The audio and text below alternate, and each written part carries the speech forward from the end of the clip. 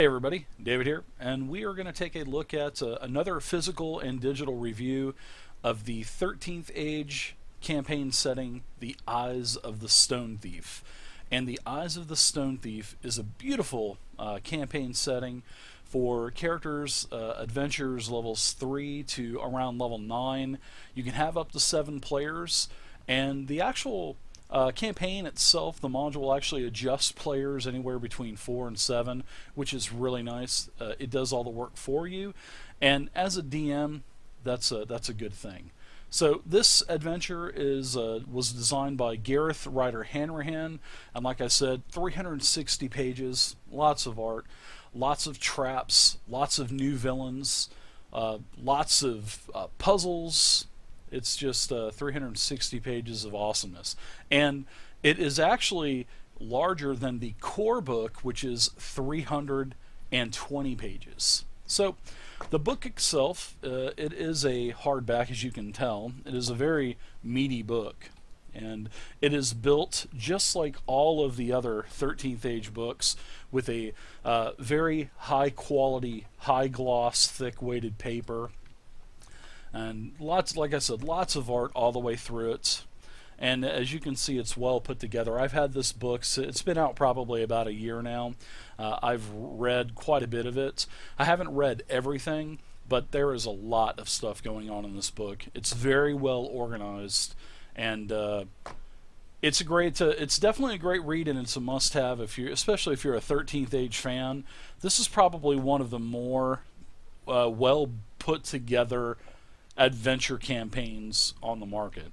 And I've said this actually about a couple of the books. Their core book, their 13th Age, 13 True Ways, the Bestiary, my favorite Bestiary book of any game of all time.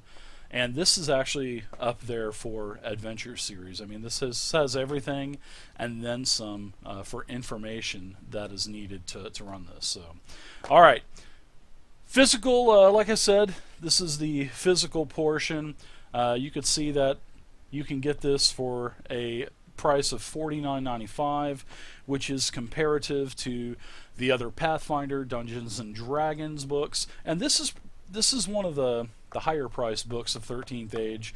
And the great thing is when you get it from Pelgrane Press, you get a free PDF with it. And like I said, it just includes the PDF, and that's really nice, and that's what we're going to do the digital review on. And we're going to go through pretty much every single page, all of the pages in Eyes of the Stone Thief. So $49.95, Pelgrane Press website. It's a great price, and especially when you consider the other campaign settings that are coming out with the other games, whether it be Dungeons and Dragons 5th edition, whether it be Pathfinder. All of those books are around $49.95 also. They do not come with PDFs. I know Paizo charges extra for the PDF. Wizards of the Coast just ignores PDFs altogether. It's like the Holy Grail with Wizards of the Coast. They don't believe in PDFs, I guess. Hopefully they'll step into the 21st age one day, hopefully before it's too late. And there you go. Pelgrane Press has embraced PDFs, which is a good thing. But this does not have a digital map pack like the Shadows of Eidolon adventure does. And they've also got the new cunning adventures with the icons, and that also includes printed and PDF map packs. So they don't have that out for the Stone Thief. I don't know if they're going to do it. I'm sure they probably would have by now, but without the map pack, these maps still can be modified. You can just take them out of your PDF, print screen them out of there, and just kind of blend it in, get rid of the numbers and whatnot, and your players will never know. So, all right, Eyes of the Stone Thief, $49.95, Pelgrane Press, 360 pages. It's a great book.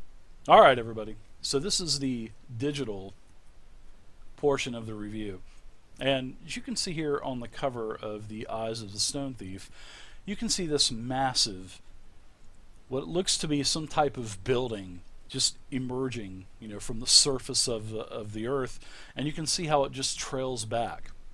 Well, this is a living dungeon, and this is a very ingenious idea that 13th Age has come up with, and have incorporated this into this campaign setting. Now, I'm not going to give you any of the spoilers or nothing like that, but I am going to tell you about the living dungeon. And the living dungeon is like this chaotic spasm, or this chaotic energy that just engulfs towns, villages, cities, including all of, entire civilizations, as what 13th Age have said, and, about the lore about living dungeons. And there's just not one living dungeons, there's many different living dungeons that travel under the earth. Some are on top of the earth, as you can see here. Some just travel until they sense a tower that they want to take, and it looks like this living dungeon is heading to the tower where these two individuals are standing on. Looks like they're fixing to defend the tower, and I'm going to go with probably the living dungeon getting what it wants. And what a living dungeon does is it basically consumes the entire village, these civilizations, the towers, the buildings, the castles, and it basically engulfs them into its gut. And then it just adds another level onto that living dungeon. Ingenious, isn't it? So, Eyes of the Stone Thief has 13 levels. It's a massive adventure. Now we're going to start taking a look at a lot of this stuff. We're going to look page by page.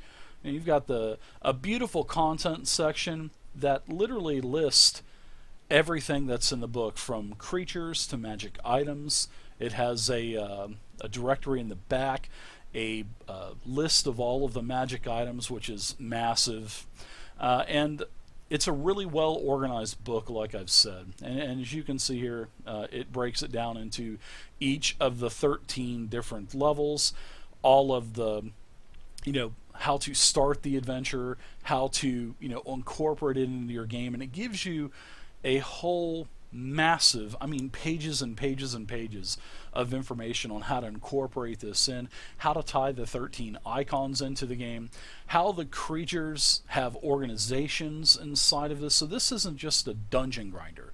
You have the living dungeon, you have the entity that controls the living dungeon, you have all kinds of plots and organizations, probably that were consumed and survived over time and rebuilt these, cults, organizations, and it's amazing how they put all of this together. And I really like it, and I can't wait to start this.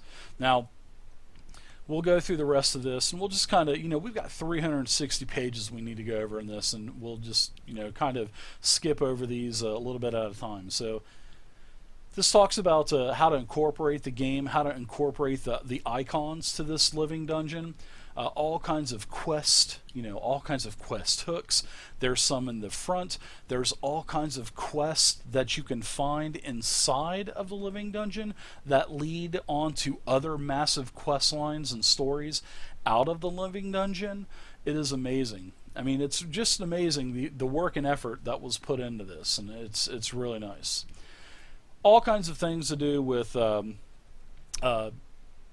bringing certain icons like the Orc Lord, the Lich King, as you can see here, how they're out to actually get this living dungeon. So that's as far as I'm going to go, how you can incorporate that in. That's just several of the different ideas that they have. Now, here's more with the icons and the dungeons, using the traps and the escalation die.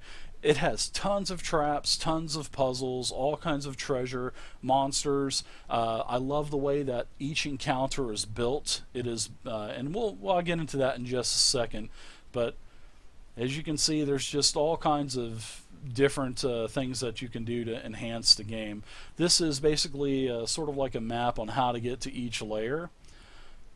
And here's talks to give you just a basic overview of each of the 13 levels. And the art is really good. The art is, just as good as any other 13th Age product. It talks about who's who, meaning who are the main players in this book. So here, of course, the Stone Thief, and I love how they use these charts, how they kind of show everything and how it just spiders out. I really like that. You have the Stone Thief itself. Here's information on it. You have the Custodians organization, the Cult of the Devourer, the Flesh Tailor, Fangrot, the Warlord, the Provost, however you want to say it, the Witch of Marble Hall, And then it goes into each of the uh, floors, each of the levels. And it really goes into a lot of description about what's going on. It breaks down each section, as you can see. Now, the cartography is unique. You don't see this type of isometric type of you know cartography very often. I like it.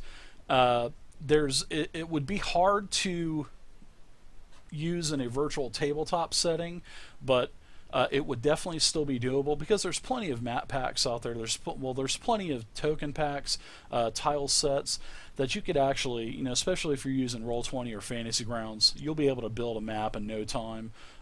Just depends on how much detail you want to put into it, and you can actually, there's no versions of the map. There's no map pack that goes with this. So the only maps that you're going to get are the ones that's in the book. Unfortunately, I would have liked to seen them do maybe another 10 or 20 pages at the end of this book with the actual maps itself and no locations. But with the book already being 360 pages, I don't think they had the room to do it. So maybe they could have done a digital PDF, but anyways, that's something minor. It's something that you could actually fix with Paint.net, GIMP, or Photoshop, and you can just basically get rid of this stuff really easily.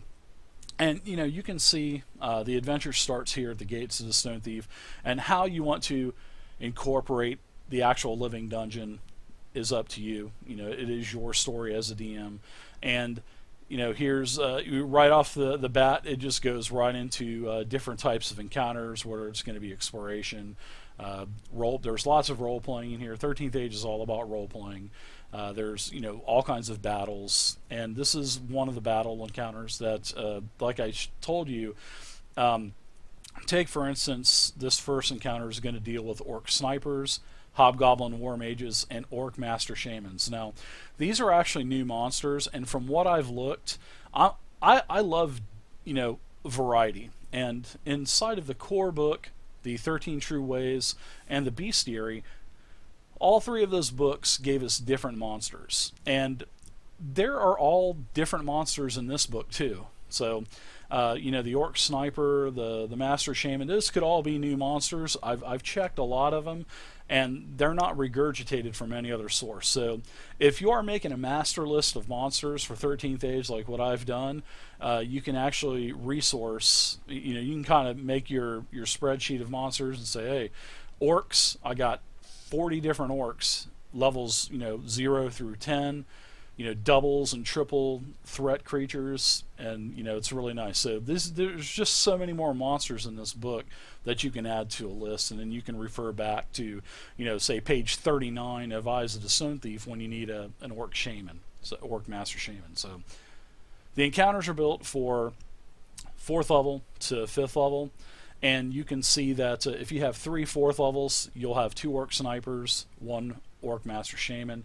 But if you have, say, 7 4th level characters in your group, you'll have 5 snipers, 2 hobgoblin war mages, and 1 master shaman. And I love how 13th Age does the work for you, so you don't have to use all these, formulas and stuff on creating and modifying all of your encounters. Hey, this is what you're going to use in every single encounter in 13th Age. In any of their products, they do this for you for every single encounter, and that saves you. And as a DM, you really appreciate that kind of effort and work put into, this game is really a dungeon master's dream, sort of like how 4th edition is and 5th edition is. I mean, it's just really, really nicely done.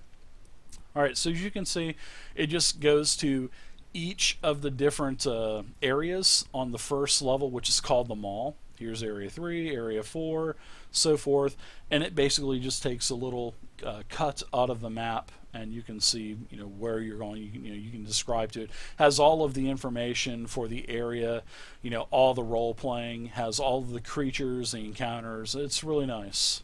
So seems like out of the first floor there's looks like 3 melee encounters out of about 8, so that's pretty nice instead of just having to fight your way through every single room like some adventures are, or just go to this map, kill 30 rooms of cultists, or go and kill this or that. And it just, I like variety. I like role play. I like traps, much like everybody else does. So here's section 2. You can see this map looks really cool. This is probably some old civilization that was swallowed many, many, many years ago by the Living Dungeon.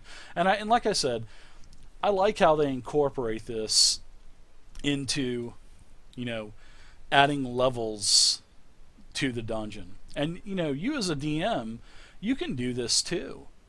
You can add levels to this. If you wanted to take the time and create more levels, you could do that too. Here's the Beast Lair, Skelepedes, 5th level wreckers.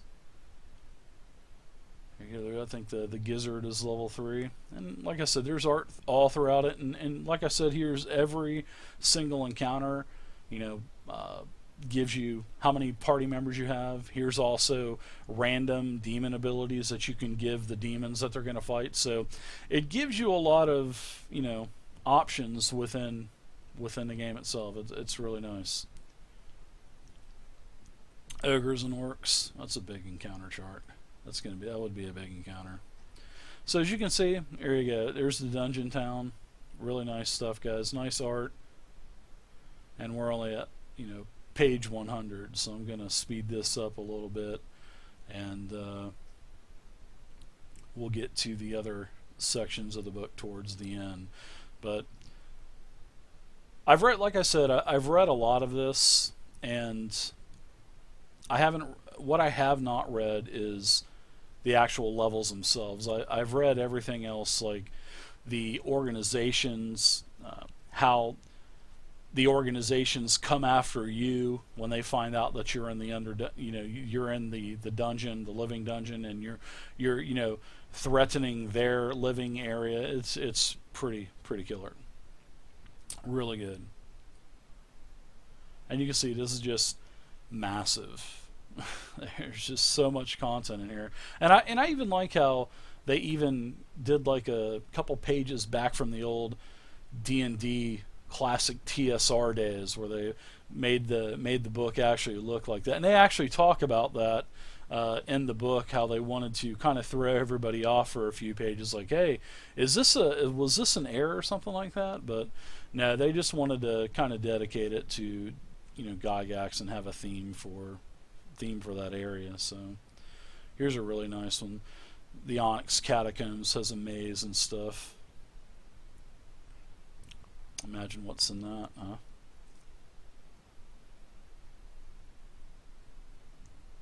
Getting to the end. We are getting to the end. Alright, so here we go. Here's pretty much towards the end. Here's a bunch of surface quests.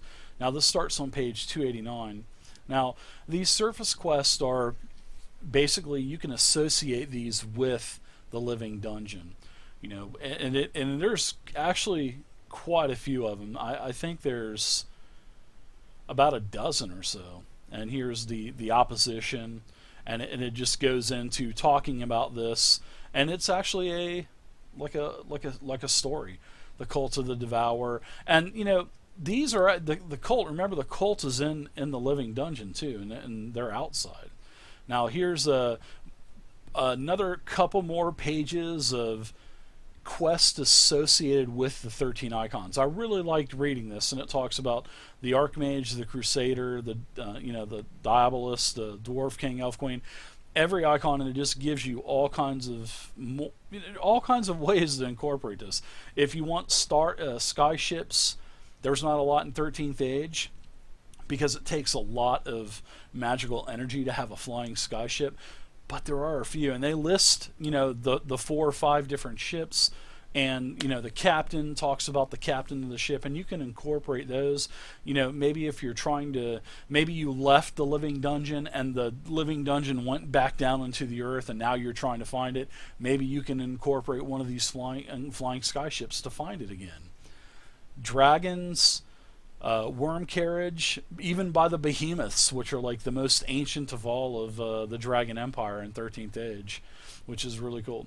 Here's the eyes of the Stone Thief. No spoilers here.